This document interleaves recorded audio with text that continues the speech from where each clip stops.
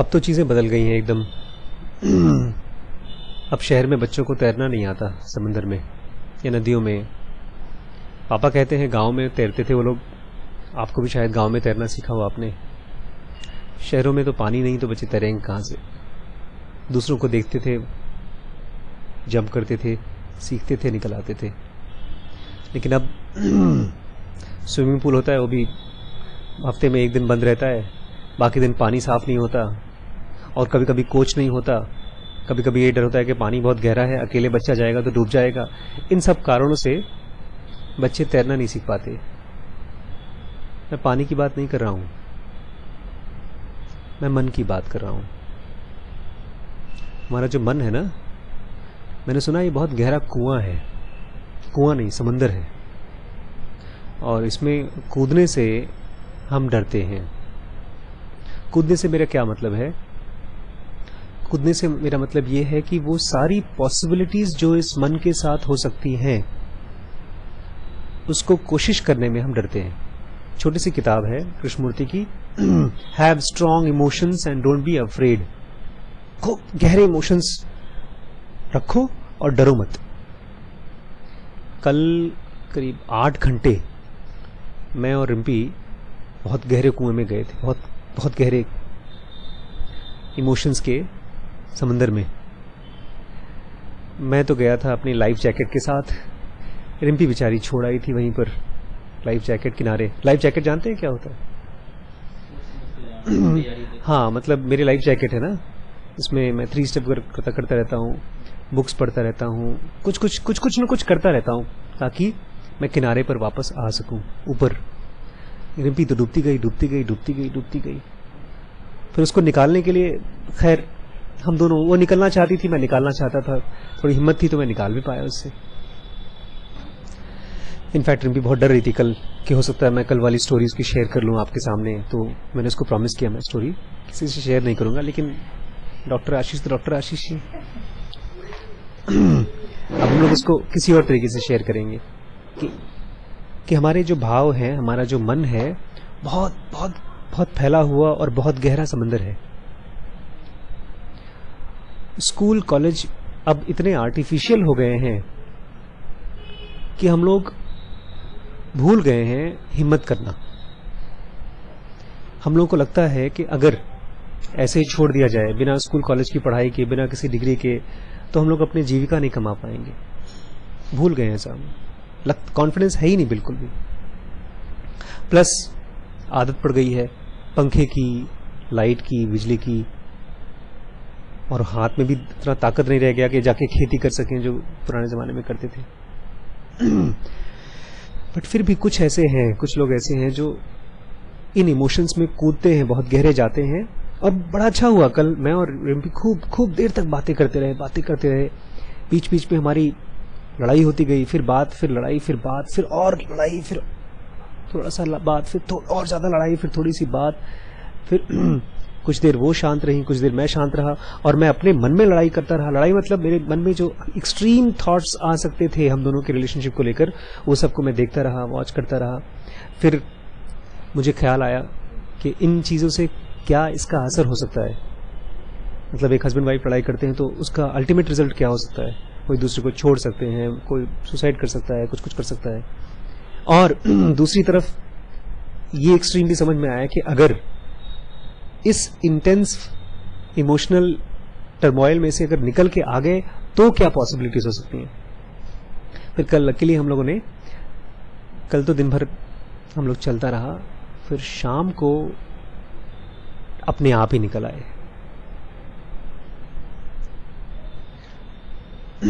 आपने परसों पूछा था ना, परसों, कि आप लोगों की बहुत बड़ी फाइट कब हुई है। परसों नरसों पूछा था, आपकी और रिम्पी मैम की बड़ी फाइट कब हुई है, ऐसा कुछ पूछा था ना? कल ही पूछा था, नहीं परसों पूछा था। हाँ, विकल्प ने पूछा था। हाँ। तो कल बेचारी बड़ी परेशान होकर के रोने लगी वो। तो रिम्पी ने जब मुझसे पूछा, तुम्हें याद है कितना बड़ा एक्सीडेंट हुआ, तुमने मुझे रुलाया। तो लास्ट में मैंने देखा वो पॉइंट था जिसके बाद से उनका गुस्सा खत्म हो गया। मैंने उनसे पूछा कि क्या तुम ये चाहती हो कि मैं रोऊं? क्योंकि मैं नहीं निकाल पा रहा था उनको पानी में से, जैसे डूबते हुए किसी को निकालते हैं ना, मैं निकाल ही नहीं पा रहा था। कोई भी सेंटेंस कहूं तो वो और डूबते जाएं। फिर मैं चुप हो गया, फिर मैंने डूबना शुरू कर दिया उनके साथ। हाँ, मैं रोने सा हो गया और मैंने उनसे पूछा, क्या तुम चाहती हो कि मैं रोऊं? और नाटक था कि पता नहीं असली था, मैं डूबने लगा। थोड़ा सा एक आध बूंद आ ही गए होंगे, झलक आंसू जैसे। फिर मैंने कहा, लेकिन मैं तो ये नहीं चाहता कि मैं तुम्हारे सामने रोऊं। मैं चाहूंगा जब भी मैं रोऊं तो मैं दरवाजा बंद करके, या तुमको पता भी नहीं चलना चाहिए मैं कहाँ हूं। क्योंकि मैं जैसे मैं रोऊंगा, मैं ये नहीं चाहूंगा कि तुम्हारे पर उसका जोर पड़े, उसकी जबरदस्ती तुम्हारे पर पड़े। मैं चाहूंगा कि अभी, तब तक फोन आ गया था, अभी अल्ट्रासाउंड होने वाला है, मैं चाहूंगा जब मैं मोटरसाइकिल से जा रहा हूं उस समय मेरे आंसू निकले, या मैं किसी अकेले जगह पर जाकर। और बस इट वाज करके हम लोग, बॉयंसी आ गई हमारे अंदर। बॉयंसी जानते हैं? बॉयंसी मतलब एक उछाल पानी में ना, जब हवा आता है तो उसको बॉयंसी बोलते हैं। ऊपर आ गए, सुप करके ऊपर आ गए। मतलब ऐसा भी नहीं है कि आपको बड़ी मेहनत करनी पड़ती है बाहर निकलने के लिए। अगर आपको तैरना आ जाए तो डूबना भी हेल्प करता है। अगर आपको तैरना आ जाए तो डूबना भी हेल्प करता है। मैं डूब गया था, अब मैं डूब गया, रिम्पी को बचाने के लिए मैं पानी के अंदर घुसने लगा। मैं इमोशनल, हम लोग ये जो बात कर रहे हैं ना, नदी की बात नहीं कर रहे हैं। आप प्लीज नदी में मत कूद जाइएगा जाके। हम लोग मन के सागर की बात कर रहे हैं। जब मैं रिम्पी को निकालने की कोशिश कर रहा था उनके दुख में से, उनकी परेशानी में से, तो और गहरे डूबती जा रही थी उनसे, और मैं उनको और निकालने के चक्कर में मैं भी परेशान हो जा रहा था। लेकिन मैं अपने आप को वापस सांस लेने के लिए ऊपर आ रहा था कि नहीं, मुझे नहीं डूबना है, मुझे नहीं परेशान होना है, मुझे नहीं। लेकिन फिर अल्टीमेटली जब मैं उनको नहीं निकाल पाया तो मैं भी डूबने लगा उनके साथ, और जब मैं डूबा तो हम दोनों फट से निकल आए। मतलब मैं खाली आपसे कहना चाहता हूं, फ्यूचर इज अननोन। अननोन, बिल्कुल। आप कैसे कोई चीज होगा इसका कोई नियम कानून नहीं है। आप एक्सप्लोर करते जाएं, आप देखते जाएं, आप आंखें खोल के बैठे रहें, और everything in this universe, everything is a teacher for you, because you are the ultimate teacher. An ultimate teacher cannot stop but learn from everywhere, because teacher is there to learn and teach. Human being जो है, अगर उसके अंदर में कोई चीज है जो बहुत सॉलिड है, तो उसके अंदर में पोटेंशियल फॉर्म में तो सीखा ही हुआ है। मैं आपको एग्जाम्पल बताता हूं। मैं श्रीश को नहला के बाहर निकाल रहा था, तब तक से अंधेरा हो गया। रात को लाइट ऑफ हो गई,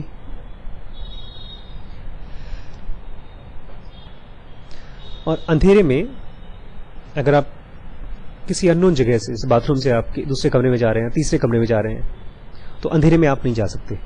अंधेरे में आपको क्या लगती है? ठोकर लगती है। अगर आप सामान है, कोई चीज है, तो आपको दिखती नहीं और आप गिर जाते हैं।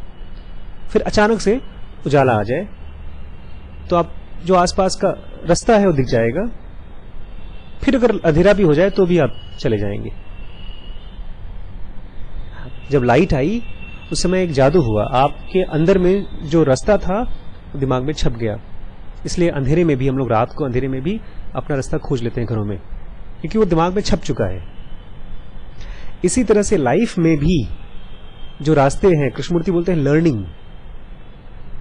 दो लोग कैसे बात करें, कोई आदमी अपने काम को कैसे कर सके, कोई आदमी अपनी जिंदगी को कैसे जी सके, कोई आदमी अपने रिलेशनशिप में गहरे जाकर के उसको संभाल के कैसे रख सके, इन सब चीजों का एक तरीका है जो अंधेरे की वजह से, मतलब किसी ने हमको बताया नहीं है, किसी ने सिखाया नहीं, इसकी वजह से हम ठीक से नहीं कर पाते। लेकिन एक बार मालूम पड़ गया रास्ता, उसके बाद गलत करना बड़ा मुश्किल है। एक बार सही रास्ता मालूम पड़ गया तो गलत रास्ते आप जा ही नहीं सकते। आप यहां से जाइए किसी शहर में, आप रास्ता भटक जाएंगे, लेकिन एक बार सही रास्ता अपने आप पा गए, उसको भटक के दिखाइए, भटक सकते हैं दोबारा। हमको लगता है, आज मैंने एक बहुत नई चीज खोजी है ज़ेनोगा में से। ज़ेनोगा में लिखा गया है मैथमेटिकल 16 मैथमेटिकल रूल्स हैं स्पिरिचुअल मैथमेटिक्स के, उसमें कहते हैं एक तरफ सेल्फ है जो डिवाइन है या गॉड वॉड है जो भी है, और एक तरफ हम है, और हम दोनों के बीच में एक रास्ता है, और वो रास्ता कभी खोता नहीं है, लेकिन हम तो कभी उस रास्ते पर अपने आप को पाते ही नहीं है। तो रास्ता कहाँ है? वी कैन, हाँ, पाथ कभी खोता नहीं है। वो पाथ नहीं खोता तो हम क्यों खोए पड़े हैं? ये चीज मुझे समझ में आया कि आशीष भाई, अगर तुम पहुंचना चाहते हो तो रास्ता कभी खोएगा ही नहीं। हर चीज तुम्हें रास्ते की ही याद दिलाएगी, हर चीज तुम्हें रास्ते के बारे में ही दिखाएगी। Every person, every incidence, every book is like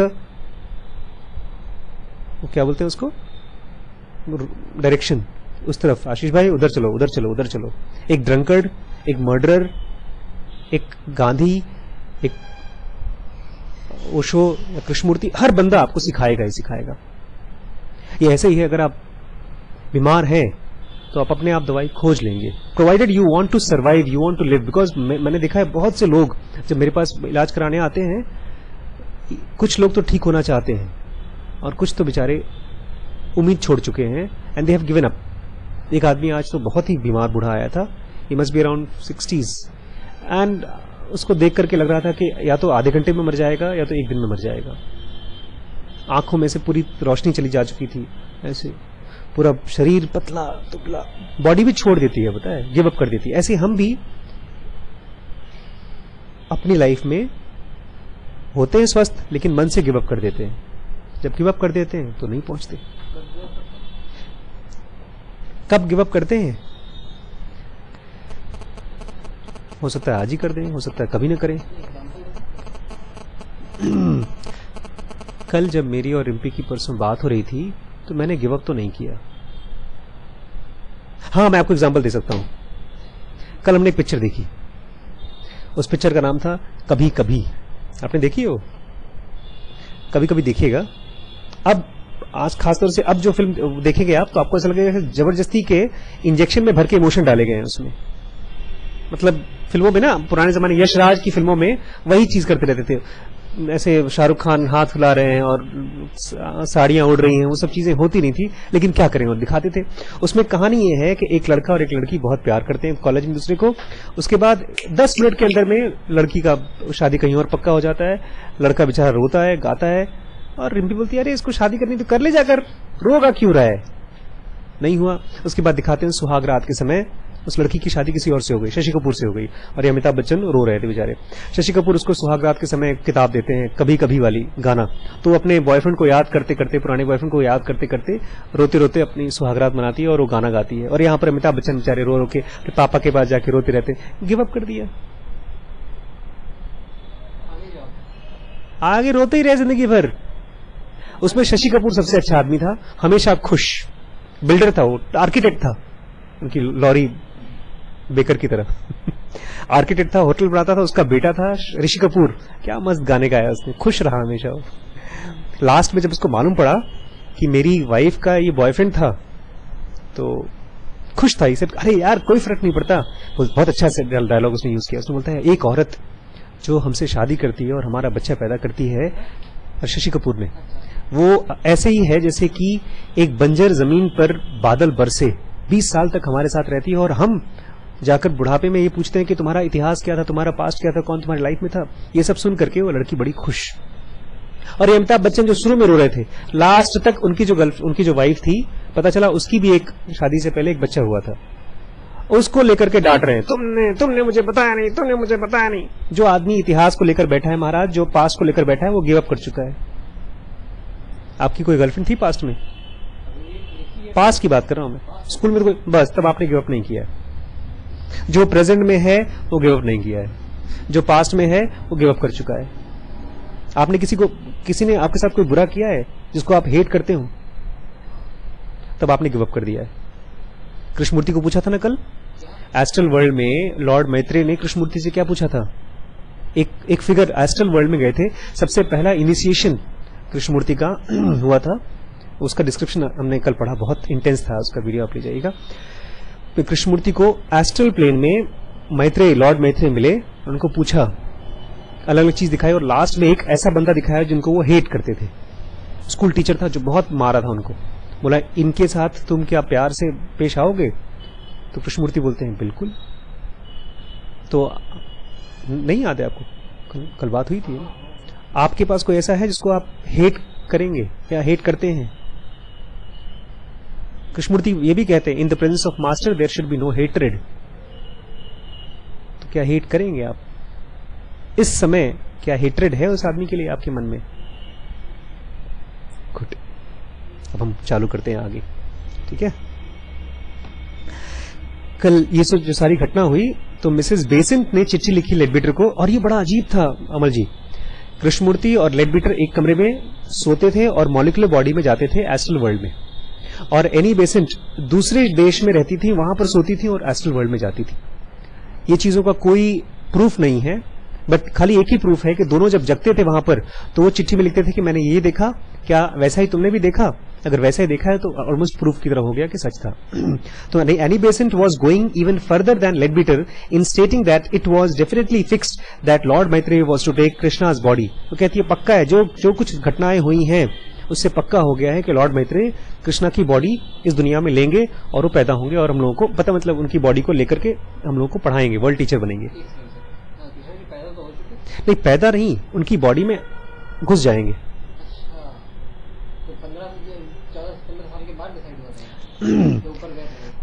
yes, 14-15 साल बाद डिसाइड हुआ था। She wrote to Krishna himself in answer to his account of the initiation and he replied on January 23. उन्होंने कृष्णा को भी लिखा था चिट्ठी। In this new life everybody is so kind. Krishnamurthy ने जवाब दिया कि नई लाइफ में सब लोग कितने काइंड हैं। The Lord Maitreya and all the masters and all the members who work for them at Adyar all are quite different from the people that I used to know. So that is a different world for me. और सही बताएं तो कल नहीं, आज सुबह सुबह मैंने कहा ना, हम लोग समुद्र से जब जितने गहरे में आप डूबेंगे और जब निकल के आएंगे तो बड़ा कॉन्फिडेंस रहता है। तो मैं और रिम्पी ये डिस्कस कर रहे थे कि हमारी जिंदगी में एक चमत्कार हुआ है जो आम आदमियों की लाइफ में नहीं होता। विजय जी, मानस जी, शक्ति जी, ये ऐसे लोग हैं जिन्होंने कृष्णमूर्ति से मुझे सरोकार कराया या स्पिरिचुअल चीजों से मुझे सरोकार कराया। अच्छा, ये लोग ऐसा नहीं है कि औरों की जिंदगी में नहीं आए होंगे। मेरे पिताजी से मिले हैं ये, लेकिन मेरे पिताजी को ऐसे लोग बहुत इंपॉर्टेंट नहीं लगते। ठीक है, खाली वही लोग इंपॉर्टेंट लगते हैं जिनसे कुछ काम बन सके, जो नौकरी दिला सकें, जो पैसा कमा सकें। मुझसे पूछते थे क्या ये विजय जी तुम्हारे लिए तुम्हारा मेडिकल में एडमिशन करा देंगे एमडी में, इस तरह की चीजें लोग पूछते हैं।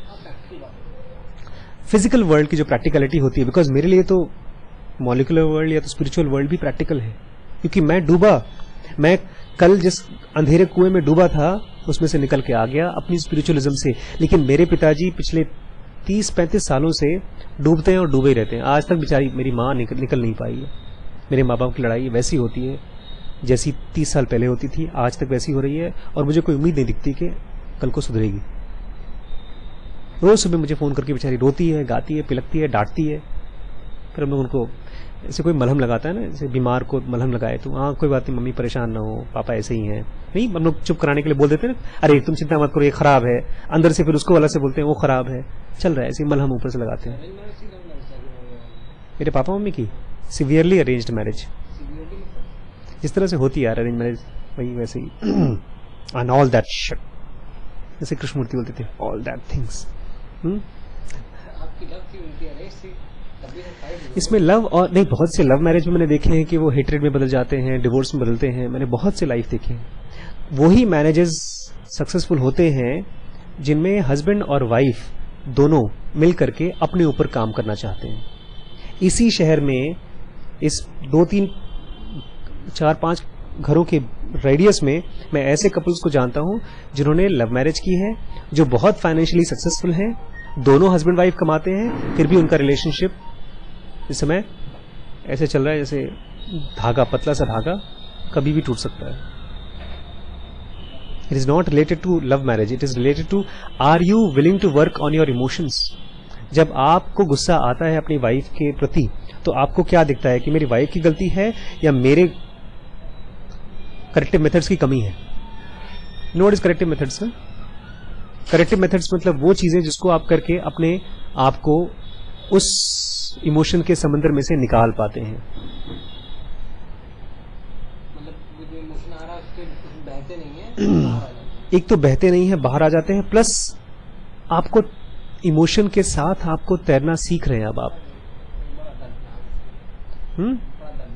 कैसे दर्दनाक है? आप इमोशंस की दुनिया में ही रह रहे हैं, आप सुबह से लेकर शाम तक इमोशंस में ही एक इसी समुद्र में रह रहे हैं, और आप कह रहे हैं कि इसमें तैरना बड़ा मुश्किल है। तैरोगे नहीं तो ऐसे लपड़ते रहोगे, गिरते रहोगे, कोई पीटेगा। उनके लिए बहुत आसान है। मैं ये कह रहा हूं कि आपके 2 पैर हैं और आप ऐसे लड़खड़ाते हुए चल रहे हो। मैं आपको एक तरीका बता रहा हूं। ऐसा समझ लीजिए कि आपको एक जंगल में आप चल रहे हैं और जंगल में आपको कहीं कांटा है, कहीं पत्थर है, आपके पैरों में चोट लग रही है, और फिर एक टाइम पर मैं कहता हूं यार वहां पर पगडंडी बनी है, वहां से जाओ, वहां पर कांटा वाटा नहीं है, तो बड़ा मुश्किल थोड़ी है। आप वैसे भी इमोशन में ही जी रहे हैं।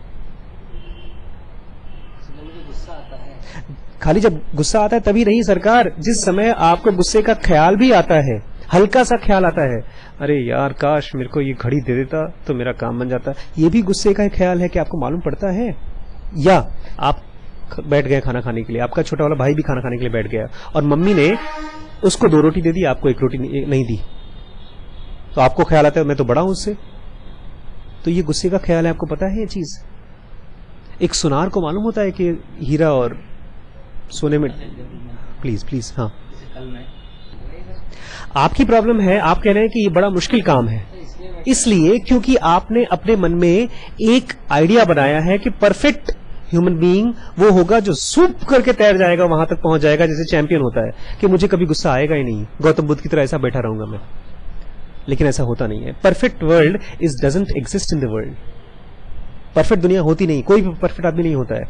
आप परफेक्शन की तरफ जाते हैं। जब आप बंबई पहुंचेंगे यहां से, तो कभी बंबई पहुंच सकते हैं? कैसे बताएंगे आप कहां पर बंबई पहुंच गए? आप अपने दोस्त के घर पे पहुंच जाएंगे, जब बंबई में जो घर में जाएंगे होटल में, तब। लेकिन कोई जगह बता सकते हैं जहां पर लाइन बनी हुई है कि ये बाउंड्री है, यहां से आप बंबई में घुस गए? बड़ा मुश्किल है बताना ये चीज। ये तो इंडिया पाकिस्तान का बॉर्डर बता सकते हैं कि यहां से इंडिया, वहां से पाकिस्तान। ऐसे ही परफेक्ट और नॉन परफेक्ट के बीच में जो बाउंड्री है, it's almost impossible to break, to find out. इसलिए अपने आप को कभी मत बताइए कि जब सही हो जाऊंगा। इनफैक्ट आप सही हो रहे हैं। आपने आज मैसेज शेयर किया मुझसे, वो तभी आता है जब आप अंदर से प्योर होना शुरू हो जाते हैं। मिस्टिकल एक्सपीरियंसेस तभी आते हैं, अदरवाइज आते ही नहीं।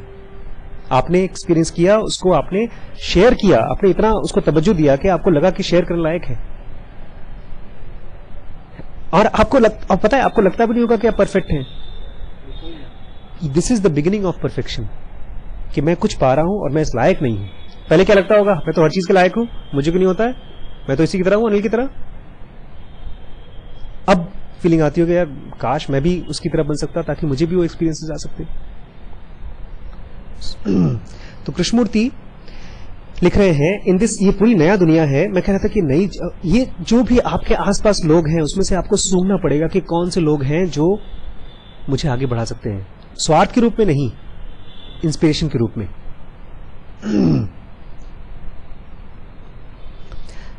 Even my father is different now and everything is beautiful. I hope I may be good enough for it all. उम्मीद करता हूं कि मैं सबके लिए अच्छा बन सकूं। Mrs. Besant must have felt a little conscious stricken about Hubert. उनको लगा होगा, Hubert एक लड़का था, उसको कृष्णमूर्ति से पहले सेलेक्ट किया गया था लॉर्ड मैत्रेय के अवतार के लिए। तो उनको कुछ लगा होगा कि बेचारा Hubert, because she was writing to Leadbeater on January 25th. We cannot of course expect as much from Hubert as from dear Krishna. हम ह्यूबर्ट से उतना उम्मीद नहीं कर सकते जितना कृष्णा से. The preceding lifes have different so much, क्योंकि दोनों की पास्ट लाइफ इन्होंने 22,000 BC से लाइफ चेक किया था. तो बोलती उसका लाइफ अलग था, इसका लाइफ अलग है. Then of course it is difficult for American body to be the self-effacing and as docile as the Indian. बोलती है जो इंडियन बॉडी है वो अपने आप के लिए ज्यादा डोसाइल है. डोसाइल मतलब जो तान की नहीं बात करती, घमंड से नहीं बात करती, वो कम घमंड से बात करती. बोलते हैं अमेरिकन लोग ज्यादा एक्सट्रोवर्ट हैं. तो इंडियन बॉडी, ये एनी बेसेंट का कहना है. But as he was thought of as possible for the Lord Maitrey's indwelling, we may work for him with much hope. Do you not think? फिर भी वो बोल रही हूँ कि हमने इसके लिए भी सोचा था ना, तो इसके ऊपर भी काम करते रहते हैं. क्या कहते हो? Hubert, who had been put on probation before he arrived at Adyar, was not accepted until December 1912. Probation मतलब मास्टर के सामने एस्ट्रल वर्ल्ड में जाके एक्सेप्ट हो पाना.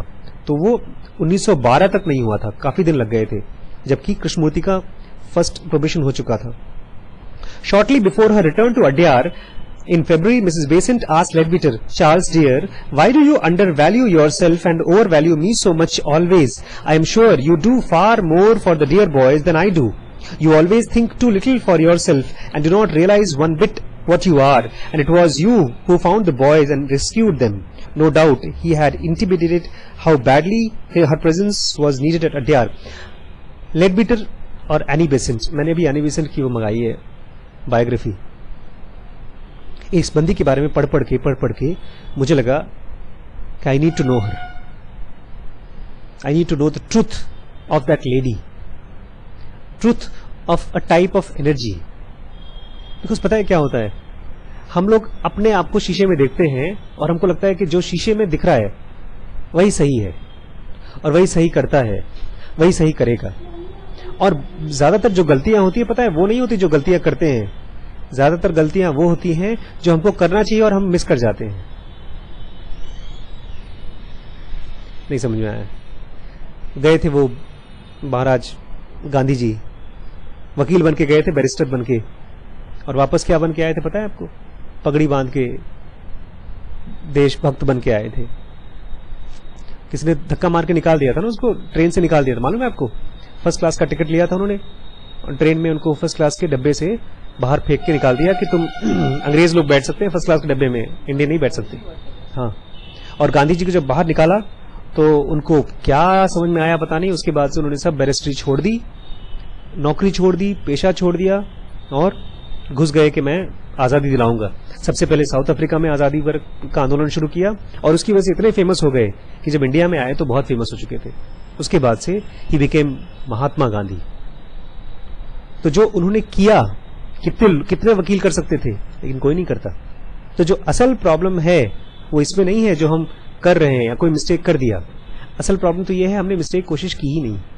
बहुत सी छोटी मोटी मिस्टेक करके सीखना चाहिए था हमको. और वो हम लोगों को कौन मना करता है सीखने से? फला फला पब्लिक स्कूल, फला फला सीबीएसई बोर्ड, फला फला आईसीएसई बोर्ड, मिस्टेक मत करो, मिस्टेक मत करो, मिस्टेक मत करो. स्कूल में मना नहीं करते, don't use eraser, don't do mistakes. तुम डर जाते हैं, फिर मिस्टेक ही नहीं करते. अगर आप मिस्टेक नहीं करते हैं, जो सो कॉल्ड मिस्टेक नहीं करते हैं, तो आप जिंदगी में कभी कुछ सीख ही नहीं सकते. ये मैं कैसे कह सकता हूं? क्योंकि मैंने ज्यादातर जो चीजें काम की चीजें सीखी है ना, वो मिस्टेक करके ही सीखी है. मैंने जब पहली बार ज़ेन योगा पढ़ी थी या तो आध्यात्मिक किताब पढ़ी थी, तो मैंने मेडिकल की बुक के अंदर छुपा के पढ़ी थी और खूब मार खाया था उसके लिए. और वो एक मिस्टेक थी जो मैं करता रहा आज तक. मिस्टेक मतलब आपके अंदर से एक इंडिविजुअल निकला जो अपने तरीके से सोच सकता है. मिस्टेक मतलब पहली बार आप किसी और की अथॉरिटी मान करके उसकी बात नहीं मान रहे हैं. आप ये कहते हैं मैं जानूंगा सही क्या है गलत क्या है. आपके पिताजी ने बोला कि किसी को गर्लफ्रेंड नहीं बनाना. अच्छा, मेरा फीलिंग्स बोल रहा है कि मैं बनाऊंगा. आप कौन होते हैं? फिर जब मिस्टेक करते हैं तब बोलते हैं हाँ पापा गर्लफ्रेंड नहीं बनाना चाहिए था, बीवी बनाना चाहिए था. कोई बात नहीं, आप भी सही थे, मैं भी सही हूं. लेकिन अगर आप उनकी बात मान के चुपचाप ऐसे मुंडी नीचे करके एक अरेंज मैरिज कर लेते हैं और 2, 4, 5, 10 लाख रुपए लेकर के एक सुंदर सी कार लेकर के और सोफा, बेड, फ्रिज, एसी सब ले लेते हैं, तो आप कभी मिस्टेक ही नहीं कर रहे हैं और जिंदगी भर आपकी बीवी आपको ताने मारती रहती है. मैं आपसे कह रहा हूं, learn and don't worry about mistakes. आप ये सुनना चाहते हैं कि मैं आपसे कहूं कि आप गर्लफ्रेंड बनाओ because you want to make girlfriend, है ना? आप मेरे शब्दों में से वो चीज निकालो जो आप चाहते हैं. मेरे शब्दों को क्यों आप बदल रहे हैं? हाँ, मतलब आप इसमें भी अपने आप को बचा लीजिए कि मैं नहीं निकाल रहा हूं, मेरा माइंड निकाल रहा है. वाह, ऐसा कोने में जाकर छुप जाइए और छुपने के बाद एक चादर ले लीजिए ताकि कोई आपको पकड़ न सके. फर्स्ट टीचिंग कृष्णमूर्ति का ये 5th चैप्टर है. The truth was that the relation between Narayana and Leadbeater could never remain friendly for long. Leadbeater चाहते थे कि नारायणा, मतलब जो कृष्णमूर्ति के असली पापा थे, उनके पास से कृष्णमूर्ति को ले आए और फिर जिंदगी भर के लिए उनको वापस नहीं जाने दिया. तो दोनों के बीच में कभी अच्छी दोस्ती नहीं हो पाई. Although Narayana had been delighted by Krishna's initiation, he was now making serious trouble.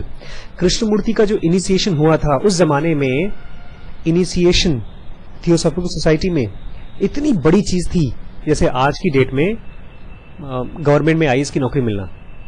40,000 से भी ज्यादा थियोसॉफिकल सोसाइटी में मेंबर्स थे और इनिशिएशन मुश्किल से 8 या 10 लोगों को मिला था। इनिशिएशन मतलब इतनी बड़ी चीज मानी जाती थी, तो ये खुश तो थे कि इनिशिएशन हो उनके बेटे का, कि वो फॉरेन जाएगा, रहेगा, दुनिया को टीचर बनेगा, लेकिन परेशान बहुत कर रहा था। बोलते हैं but he was making serious trouble, बहुत परेशान कर रहे थे। Naturally, he knew of Leadbeater's past history, and as he disliked and distrusted him, he was very ready to listen to the tales brought to him by Mrs. Basin's servant Lakshman. वो लेडबीटर को इतिहास जानता था। लेडबीटर के बारे में एक कांड हो चुका था। लोगों ने इनके ऊपर आरोप लगाया था कि यंग लड़कों के साथ ये गलत संबंध जोड़ते हैं।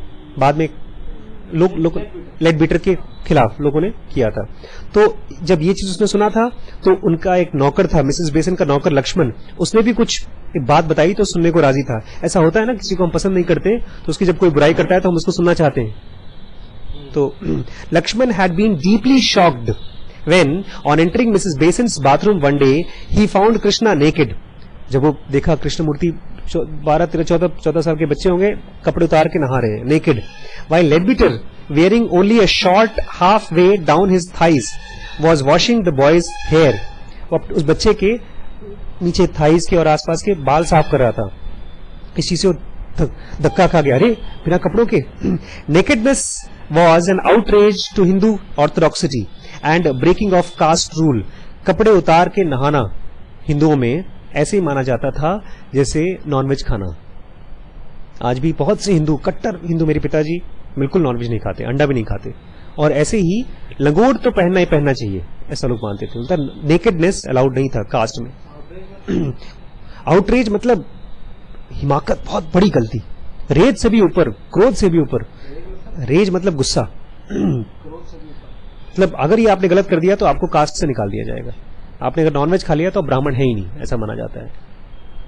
Lakshman also claimed that he had seen Krishna naked in Leadbeater's presence in the octagon bungalow, और उसने ये भी क्लेम किया, मैंने उनको उस कमरे में भी, ऑक्टागन बंगलो में भी बिना कपड़ों के देखा है लेडबीटर के साथ।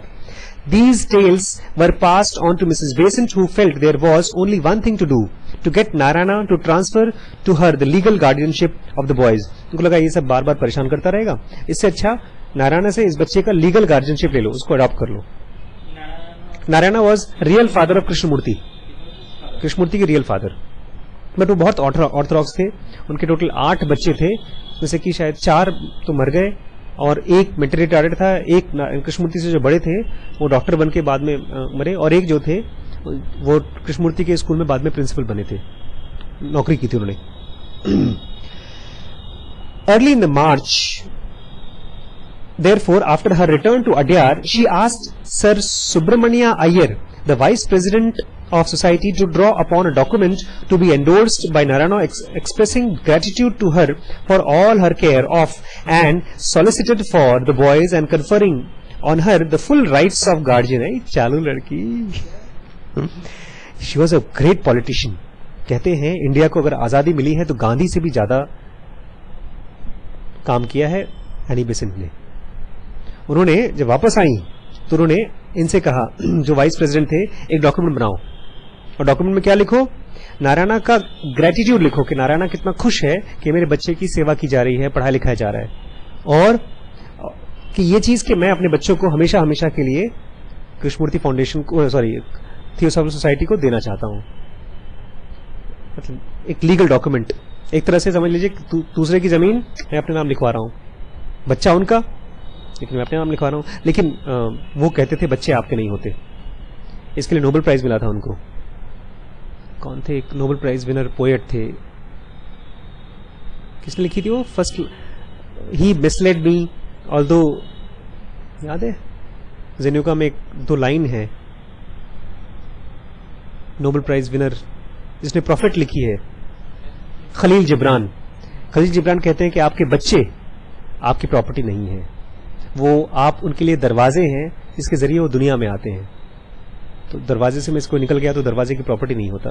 बड़ी सुंदर पोएम, पतली सी किताब है, और उसके लिए उनको नोबेल प्राइज मिला है।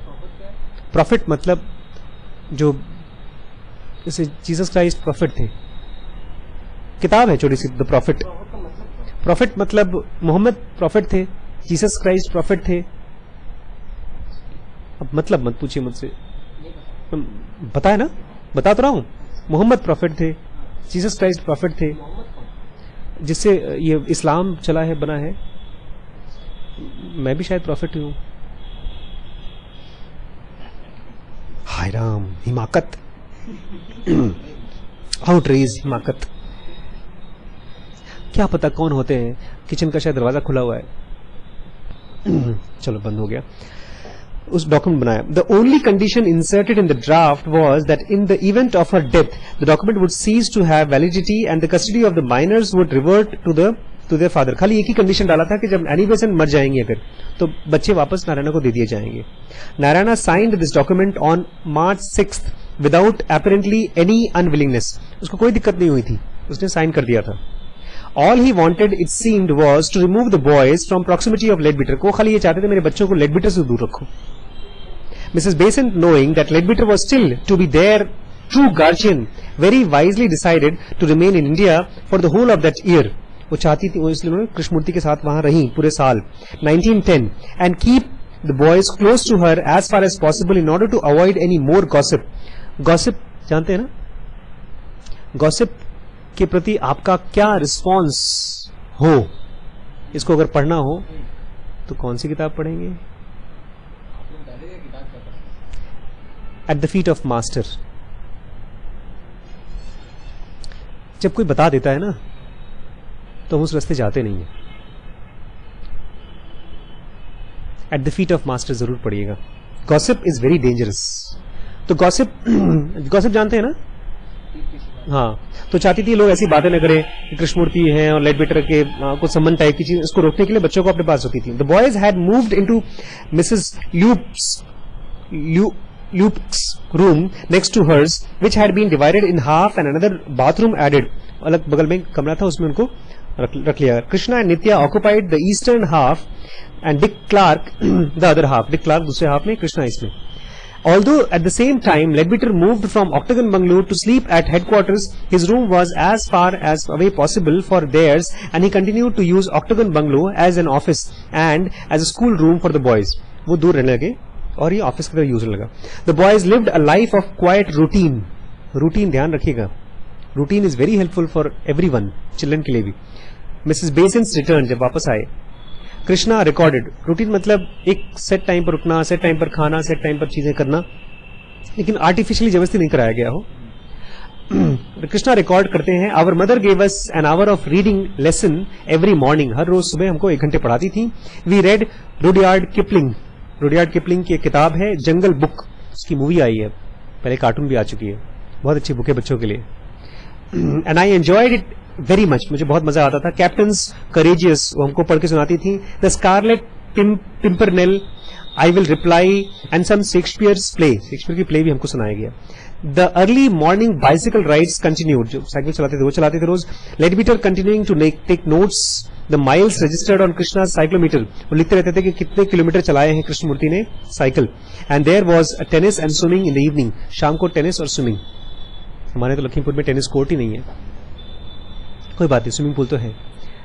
But as soon as Mrs. Besant left Adyar in April for a short visit to Banaras, Narayana became troublesome again. जैसे ही Mrs. Besant गई बनारस अड्यार से, फिर उसने परेशान करना शुरू कर दिया।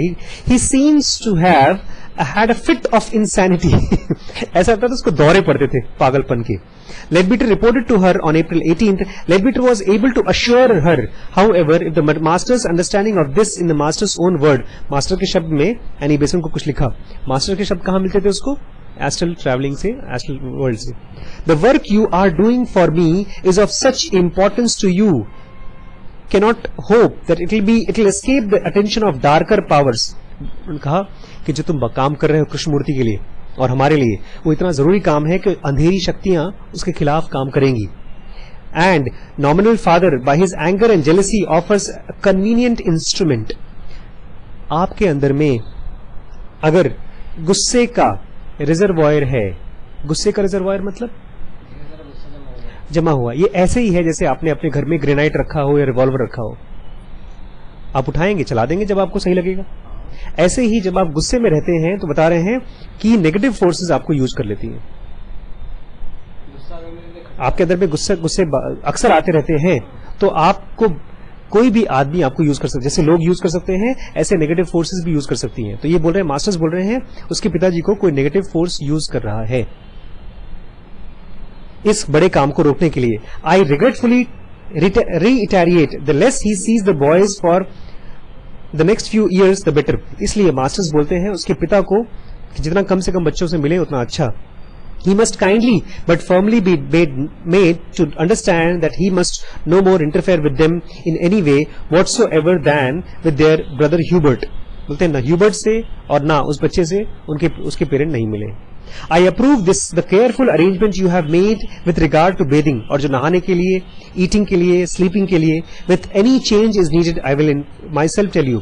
मास्टर्स ने कहा क्योंकि इंडिया में ना पुराने जमाने में ऑर्थोडॉक्स सिस्टम में बच्चों को कपड़े उतार के नहलानी थी, तो नीचे बहुत कचरा जमा होता था, गंदगी होती थी, बीमारियां होती थी, और कृष्णमूर्ति को कहते हैं मास्टर्स ने तैयार किया योग में, कहते हैं प्योरिटी के लिए, फिजिकल बॉडी प्योर हो, माइंड प्योर हो, ताकि लॉर्ड मैत्रेय आ सके। ये उनका आइडिया था थियोसॉफिकल सोसाइटी का। For a few months later, कुछ महीनों बाद, the master was further instructing Leadbeater, कुछ और चीजें मास्टर ने कही। दे मतलब the boys have lived long in hell, बहुत दिन तक वो नर्क में रह चुके हैं। हाँ? मास्टर्स ने, हाँ ये बच्चे दोनों गांव में जहां मच्छर कचरा ये सब, try to show them something of paradise, उनको कुछ सुंदर दुनिया दिखाओ। I want them to have everything the opposite of those previous conditions, जितना खराब देखा था उससे अच्छा दिखाओ। Instead of hostility, distrust, misery, squalor, irregularity, carelessness and foulness, जो चीजें उसने देखी पहले वो क्या था? Hostility, डराना धमकाना, distrust, कोई किसी के ऊपर विश्वास नहीं कर पाते थे, सबने धोखा दिया उनको, दुख, मिजरी, स्क्वैलर, गंदगी, गरीबी, इरेगुलरिटी, कोई नियम कानून नहीं था, केयरलेसनेस एंड फाउलनेस, गंदगी। I want them surrounded by atmosphere of, अब मैं चाहता हूं उनके आसपास कौन सी एटमोस्फियर होनी चाहिए? Atmosphere of love, happiness, confidence, regularity, perfect physical cleanliness and mental purity, body की सफाई, जगह की सफाई और मन की purity. Keep them as far as you can within your aura and एनीज so that they can be protected from all evil and carnal thoughts। अपनी और एनी बेसन की ऑरा में, माइंड की एनर्जी में रखना उनको आसपास। I want you to civilize them, मैं चाहता हूं उनको सिविलाइज बनाओ, गंवार थे वो बेचारे। To teach them to use spoon and fork, spoon और फोक यूज करना सिखाओ। Nail brushes and tooth brushes, नाखून साफ करना सिखाओ और दांत साफ करना। To sit at ease upon chair instead of crouching on the ground, जमीन पे ऐसे सुकुड़ के बैठते हैं उससे अच्छा चेयर पे बैठना सिखाओ। To sleep rationally on a bed not in a corner like a dog, bed पे सीधे लेटना सिखाओ, एक कुत्ते की तरह नहीं कोने में पड़े सिकुड़े पड़े हैं, जैसे गांव में बच्चे सोते हैं, खटिया होते थे ना गांव में, हाँ कुत्ते की तरह। To straight on the bed. Long hours of sleep are especially necessary, but take care that you do not sleep in pajamas. They are responsible for so much evil in your civilization. Pajamas में ना सोए। मुझे नहीं पता, मुझसे क्यों पूछ रहे हैं, मैं थोड़ी मास्टर हूँ, ये सब मैंने इंस्ट्रक्शन थोड़ी दी। पजामाज में ना सोए, वो पजामाज की वजह से बहुत नुकसान हुआ है सिविलाइजेशन में। I don't know why. Underclothes must always be silk, linen or cloth. जो अंडर गारमेंट्स हैं वो सिल्क होना चाहिए, तो लेनिन या तो कपड़े। And no wool or flannel must touch the skin. ऊन और फ्लैनल मुझे पता नहीं क्या है, स्किन को छूना नहीं चाहिए। No undue tightness must be permitted anywhere. शरीर में कहीं पर टाइट कपड़ा नहीं होना चाहिए। And the shape of the foot must on no account be spoilt. और पैरों का शेप तो बिल्कुल खराब नहीं होना चाहिए। Keep their heads always cool. Sir हमेशा ठंडा रखो। And whenever possible uncovered, उनका सर खुला रखो। His Krishna's body must be developed to be straight and strong, agile and muscular. Straight होना चाहिए उसकी बॉडी, स्ट्रांग होनी चाहिए। Agile मतलब बहुत क्विक, और मस्कल्स भी होना चाहिए। With shoulderly carriage, शोल्डर खुला होना चाहिए। Deep chest, छाती गहरी होनी चाहिए। And great lung power, lungs की गहराई होनी चाहिए। The most scrupulous cleanliness under all condition is of primary importance. बहुत ज्यादा सफाई होनी चाहिए हर कंडीशन में। ये था कृष्णमूर्ति के लिए मास्टर्स का स्टेटमेंट, तैयारी होनी चाहिए। द मोस्ट स्क्रूपुलस क्लीननेस, जितना साफ हो सके, जितनी सफाई हो सके उतना सफाई, अंडर ऑल कंडीशंस, सारी कंडीशंस में, इज ऑफ प्राइमरी इंपॉर्टेंस। ये सबसे इंपॉर्टेंट है बच्चों के लिए, कृष्णमूर्ति के लिए, या उनके लिए जहां पर एनर्जी आएगी।